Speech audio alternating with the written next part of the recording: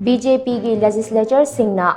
AKAKNABA MATAMGI MANUNGDA ATHUBADA LEINGAK AMA SEMDUNA HOUJIK THAMJILAKLIBA President Rule ASI LOUTHOKNABA HOTNAGADABANI HAINA COCOMI gi Coordinator KHURAIJAM ATHOUBANA CHEKSHIN THAMLAKLI State asida ngarang numidang President Rule thamlakhiba adugi matangda ngasi lamphilpatta leiba COCOMI gi office ta pangthokpa paugi mifam amada wafam asi phongdokladuna ATHOUBANA hai majority oiriba BJP na Chief Minister ama puthokpa ngamdaba amadi Manipur Legislative Assembly lapse oikhidawre haibagi namada khudong chaba lauraga PR asi thamlakpani thawong asi undemocratic oiba amasung Manipur miyamgi mayokta laurakpa waripni haina COCOMI na lawi miyamna bot thadaraga khankhiba mihutna lengak semba ngambagi masing hendokna leiraba phawba lengak semba ngamdaba haibasi miyamgi democratic right namsillaga thambani Manipurda thamlakliba PR asigi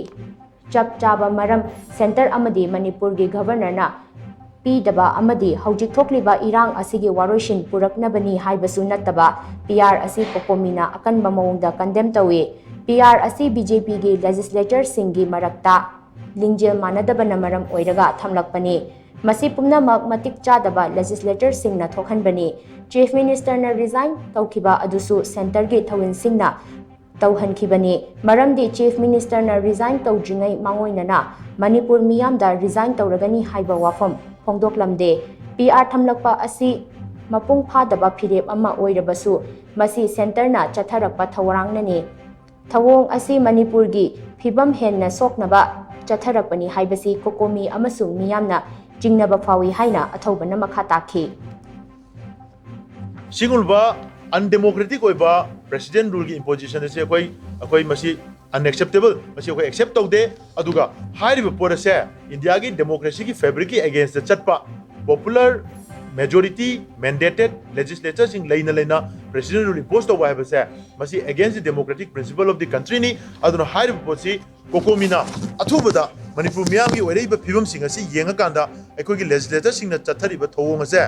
matam akaknaba matam amagi manungda makhoi masen gi marakta election tawbani khangde moi masen BJP gi office ta BJP gi president na secretary na RO ma appoint tawraga moi masen gi oiba